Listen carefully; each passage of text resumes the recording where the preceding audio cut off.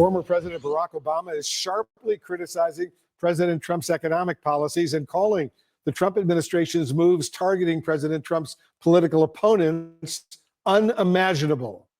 President Obama also has a message for his fellow Democrats saying, and I'm quoting him now, "We're in one of those moments when you know what? It's not enough just to say you're for something. You may actually have to do something and possibly sacrifice a little bit," close quote. Former Vice President Kamala Harris is also weighing in, saying President Trump's actions have been largely predictable. Listen. Each day in these last few months and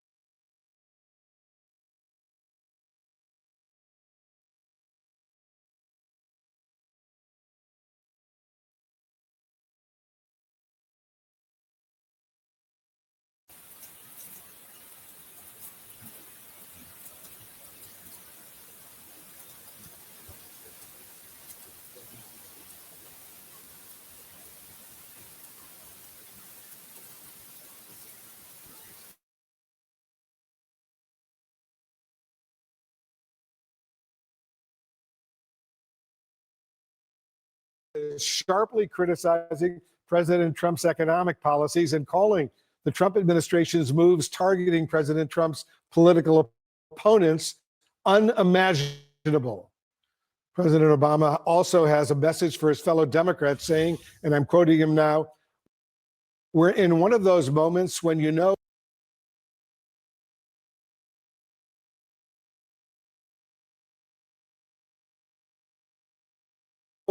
what? It's not enough just to say you're for something. You may actually have to do something and possibly sacrifice a little bit," close quote. Former Vice President Kamala Harris is also weighing in, saying President Trump's actions have been largely predictable. Listen. each day in these last few months in our country, and it understandably creates a great sense of fear. Because, there were many things that we knew would happen. Many things, I'm not here, so I told you so. She said, "I told you so." Joining us now, CNN political commentator and Democratic strategist Paul Begala. Paul, thanks for joining us. President Obama also called out the silence from Republicans about the economic turbulence here in the United States and President Trump's attacks on his perceived enemies. What do you make of what we heard from the former president and the former vice president? Well, President Obama is probably the most popular politician around. I saw a Gallup poll earlier this year, had him at 59%. Donald Trump never had a day in his whole life when he was at 59%. That's easier to be an ex-president. It is. And I think one of President Obama's great gifts in politics is timing. He's not out there in your face every day. He's the way Trump has to be. He's the president. Okay. But he picks his moments and he knows what he is doing. He's the best sense of timing I've seen anybody since Ronald Reagan. And he is connecting right now. And it is both these grocery store issues, these cost of living issues, which is the most important. That's what's driving everything now. But also these more existential issues about our freedom. When you see people taken, handcuffed and shipped to some hellhole in a prison in El Salvador without any due process. I'm glad Barack Obama is speaking out. I will also note, so is Joe Rogan. So if Donald Trump, okay, he's losing Barack Obama, he's also losing Joe Rogan, a very popular podcaster that Mr. Trump went on his show, because Americans don't like that kind of lack of due process, and they sure don't like the costs going up at the grocery store the way they are. A recent poll shows just what 63% of Democrats view the party favorably right now. That's down from 81% at the start of the Biden administration. But according to Ron Braunstein, the columnist and good friend, these image problems might not matter much coming up in the 2026 midterm elections. He writes this. He writes that Democrats' best chance to recover would rely on their ability to, quote, crystallize public discontent with the actions by President Trump and the Republican-controlled Congress. You think he's right about that? You know, it pains me to say this because I love the guy. Brownstein's always right, and he's right about this. The right now, by the way, I don't know how the Democratic favorable among Democrats is 63. I mean, we've known each other a long time. I've been a Democrat all my adult life. I wouldn't have a favorable opinion of my party right now. So, and yet the Democrats are winning. Stunning win in Wisconsin this week, where Ben Wickler, the state party chair, led his party to a really stunning, at the highest turnout I've seen in one of these Supreme Court elections. And so he's done a terrific job of coalescing that anger. The thing is, rage, which Democrats feel, is a wonderful motivator.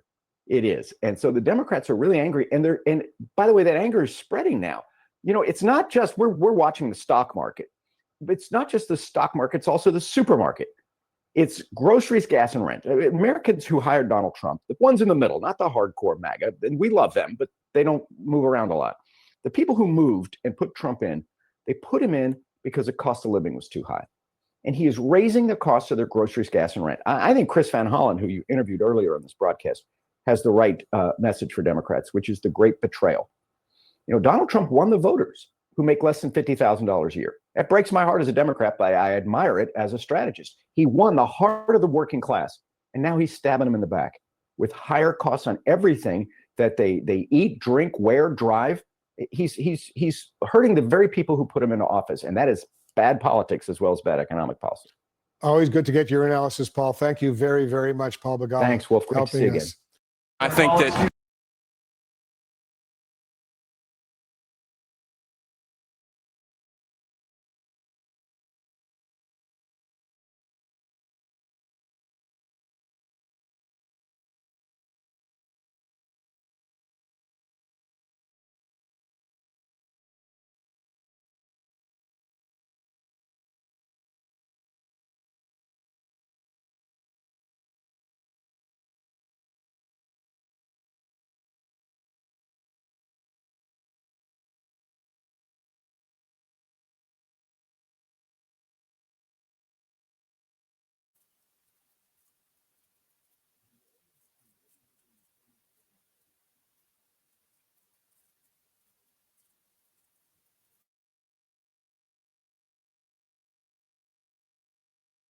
that politicians that don't pay attention to what people are saying are going to find themselves out of work, which is as it should be.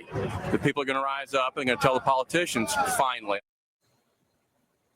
Okay, you might think that was from a recent town hall or protest. Actually, that is a Tea Party protester from 2010. That movement, which was largely motivated by anger at what they saw as an overreaching federal government under the control of a single party. That might sound familiar. A new op-ed from pollster and friend of the show, Kristen Soltis Anderson, has this warning for her party: Republicans better watch out. And she cites her latest poll, which found the emotion Democrats are most feeling right now is fury. We are not interested in hearing that you are in the minority. We know that. We want you to show some of the backbone and strategic brilliance that Mitch McConnell would have in the minority. Group chat is back. Jackie, we've talked a lot about this analogy, Tea Party to now. Obviously, yes. Democrats have talked about how much they believe is at stake, especially with the actions that the administration is taking around immigration. What are you going to be listening for in A, these protests, B, how Democrats respond to them? You know, I'm not listening to Democrats as much as I'm watching the voters that voted for Trump because of the economy. We talk to them all the time during the last election, those who were saying, it's not my favorite, but I'm voting for him because of inflation and because my grocery bill is too high. Yes, Democratic enthusiasm obviously is a huge deal. We saw that in Wisconsin, but I think those voters who are on the margins are going to be the ones that really tip the scales as we go forward. I mean, it's a long time before. Yeah, I guess the question is, can the scales be tipped if you're looking on the news that there's protests, if you're hearing your neighbor complain about it? Rob? Yeah, I mean, I remember that moment, and I know Jim does as well, in 2009 and 2010, when there was a lot of enthusiasm and anger on the right, particularly with the Tea Party protests. And so I think that it would be wise for Republicans to look at the election results, not only in Wisconsin, but those two races in Florida that you talked about earlier, Audie, because the margins were much smaller. I mean, 14 points is still a big margin. At the same time, I think it's important to look at those lessons. You have the Virginia gubernatorial election this year, which will be another bellwether. And then you have some other special elections in the House that are going to come up as well. Yeah, but people hit the streets when they don't feel heard in elections, right? I want to play some sound from you in context of this conversation around the Democratic Party kind of searching for a leader.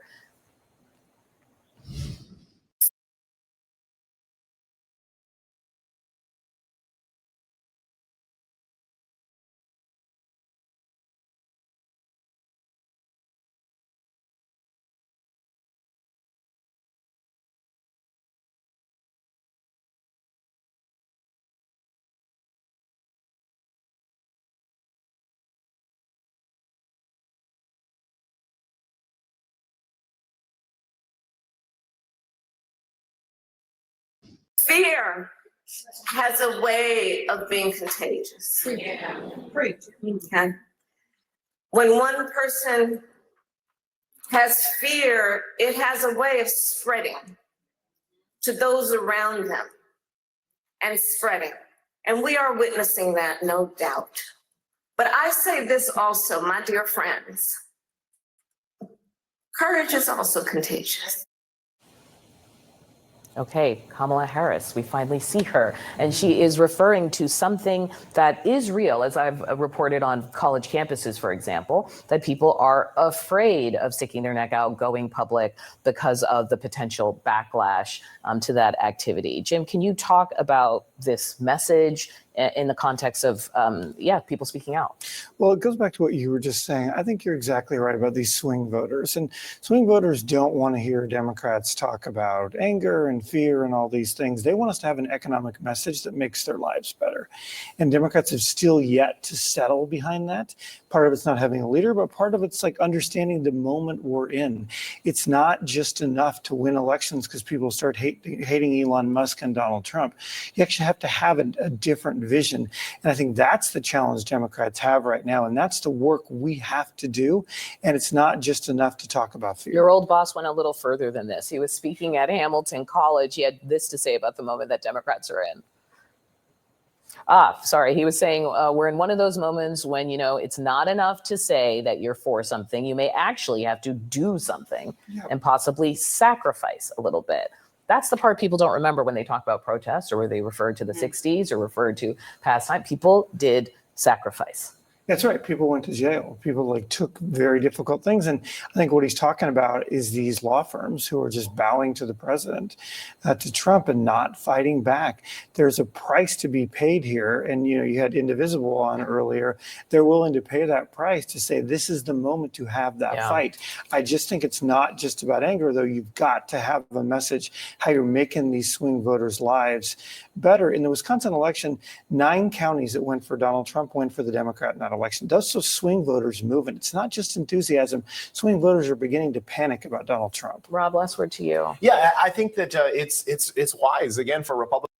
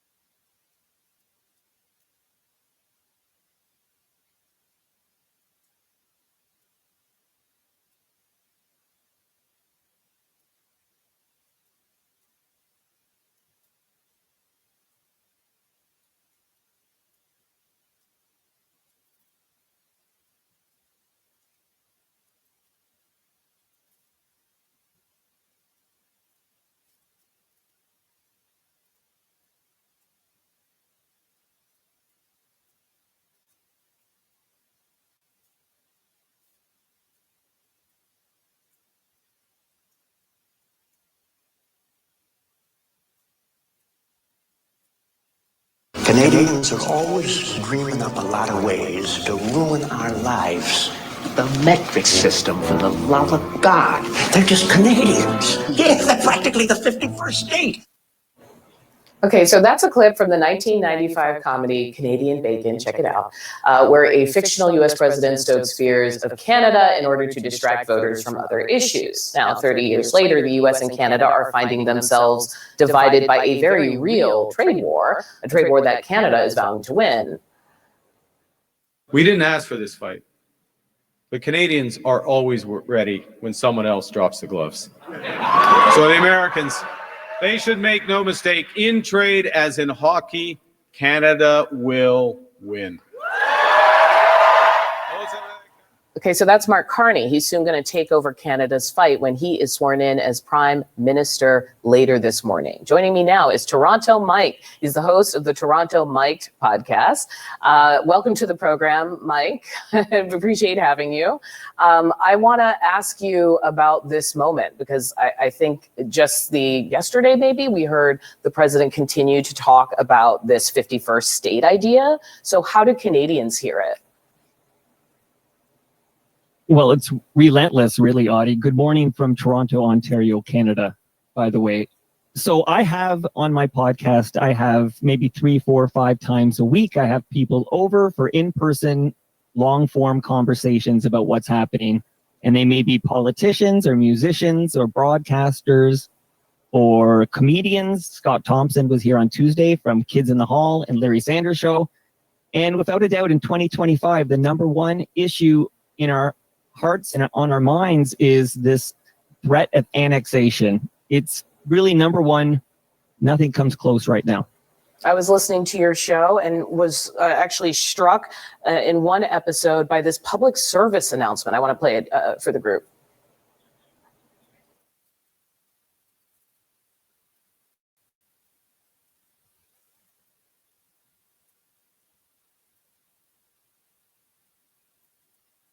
Customer.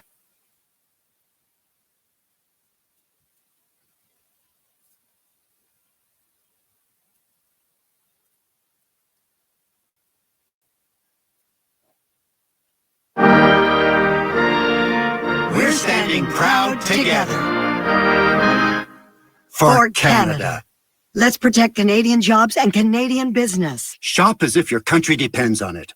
Keep your money in Canada for Canada. Can you talk about just personal spending? We hear boycotts, we hear about like whiskey being pulled from the shelves, but for like everyday people, is it reaching them in terms of like their lifestyle changes? Well, without a doubt, Audie, like if you go to the grocery store, you'll see suddenly people are reading the labels, right? Like this is a new thing. You see them looking really closely. Where was this product made? We're all trying to buy Canadian made goods, but even more importantly, we're avoiding American goods.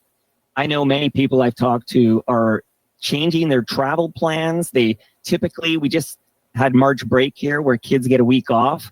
That would be a time to go to Florida or somewhere warmer, but people are canceling those plans. They're going elsewhere, exploring Canada. At least in this, the most populous city in the country, we're absolutely changing where we direct our dollars right now. Can I ask you about the politics of some of this? Andrea Horwath, a Canadian politician, was saying that this actually is a moment to kind of step up for Canadians. Well, I can tell you, I could sense this unified pride across the country. Like Mike Myers said on Saturday Night Live, elbows up. So we're all very unified, united. We're all willing to pitch in and do what it takes. And we take these threats very seriously. Nothing's more important to a Canadian than our fiercely independent sovereignty. And when that's threatened, we get together and we fight. Before I let you go, I do want to ask one more thing, which is for a time, obviously, there are competing political factions in Canada. There was very much a conservative movement that was on the rise prior to this election. Is that starting to shift? Are fortunes starting to shift? maybe the greatest shift I've ever witnessed, because if we were talking 3 months ago, Audie, I would tell you it's a foregone conclusion that after 10 years, the Liberal Party will be replaced by the Conservative Party and Pierre Poilievre. It's funny we're talking today, it's March 14th, but I don't know, in any moment now, Mark Carney will be sworn in as the new prime minister, our first new prime minister in 10 years. And without a doubt, this threat from your president, the 51st state rhetoric, calling our prime minister governor, these insulting comments, without a doubt, there's been a shift from the Conservative Party, which seemed aligned with the MAGA movement and with your president. There's been a shift to the Liberal Party, and this foregone conclusion of a majority for the Conservative Party has switched. Now it's a real fight, and we'll be going to the polls this spring. So there's a lot going on in this country, Audie. Nosedive. President Trump's tariff chaos plunging the stock market into correction territory, and he's apparently A-okay with it. No, you are not going to change your mind. Not. Look, we've been ripped off for years, and we're not going to be ripped off anymore. No, I'm not going to bend at all. Aluminum or steel or cars, we're not going to bend. We don't need their cars. We don't need their energy. We don't need their lumber. You have to run your own country. And to be honest with you, Canada only works as a state. It doesn't, we don't need anything they have.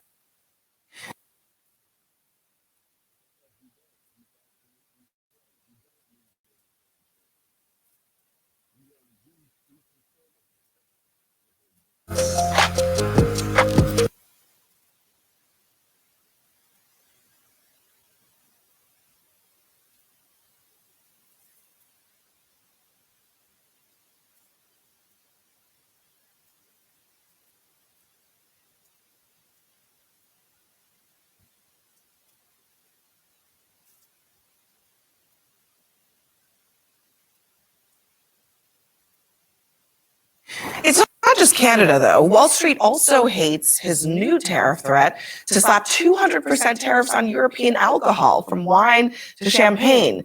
But as much as Trump is shrugging off a tanking Dow, he used to consider that unforgivable for a president. Here are just some ironic highlights. Quote, "The stock market is plunging today. Welcome to Barack Obama's second term."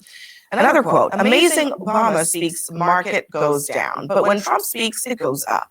The stock market is going down so much, Joe Biden may be the next Herbert Hoover. The markets are crashing. There was no reason for this. It's all self-inflicted." Another one, "If you want your 401ks and stocks to disappear, vote for Joe Biden." And on top of all of this backlash, more companies are now speaking out. Even Tesla is warning that tariffs could hurt them. This after Trump spent an afternoon practicing his Tesla sales pitch at the White House.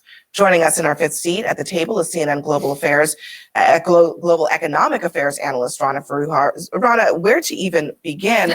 I'll put aside the 51st state thing for just 1 second. It is notable that in this unsigned letter, Tesla says reciprocal tariffs are going to hurt U.S. exporters like us. That if we are in a global market, we want to sell our cars elsewhere in the world, other countries are going to slap tariffs on us.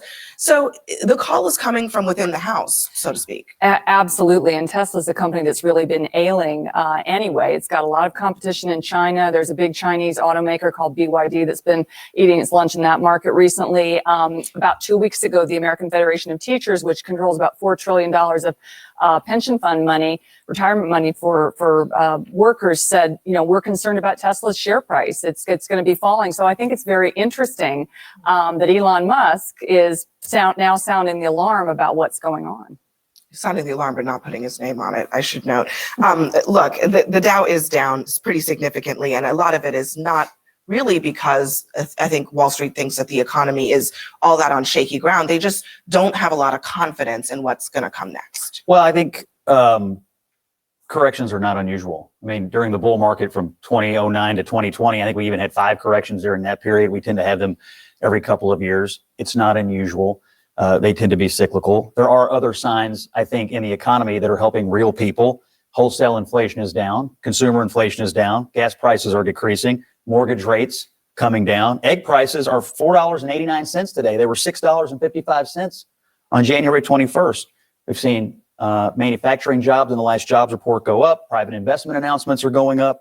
And a whole bunch of nutty climate regulations have been eviscerated by this administration. So the stock market is one measurement. It's not unusual for corrections to occur, but there's a whole bunch of green shoots that I think we could look to and say, maybe there's some optimism to be had. Isn't the premise of the Trump economy that businesses will have confidence to invest again and that they're going to feel that the government is trying to help them, not hurt them? I mean, they're literally saying that the opposite is happening right now. Yeah, I mean, look, if you, I mean, I talk to many Republican friends that are like, well, I don't like Donald Trump, but he's better for the economy. And it's always, there's a significant amount of Republicans that are saying that. I actually think the administration's doing the best they can with the numbers that are coming out. I probably would be doing the same thing, kind of downplaying it, see where we actually go on this. But there's no doubt if the economy ends up going into recession territory, not just the stock market, correction, it will be very hurtful to Donald Trump. And honestly, he has a fundamental misunderstanding of the role of tariffs. He really believes that the United States is going to get very rich from tariffs, and this is going to close the budget deficit. That's not the reality. Tariffs should be used if you're fighting real unfair trade practices, but not against your friends and not because you think you can raise money with it. Or because you want to annex a whole other country. Yes, I you mean- think you're William McKinley. Not a good reason. I totally agree with that. I have long thought that this was a great moment. Could be still a great moment if Trump would get his act together and really articulate a coherent tariff strategy. Say, we're going to do X, Y, Z to China because it's been 20 years of mercantilist practices, and we do need critical industries in the U.S. We need resiliency. We need to build ships. Lots of things like that. But to slap it on allies and adversaries at the same time, to not tell countries like Canada or Mexico clearly why you're doing this. I mean, fentanyl, frankly, that's not the reason this is happening.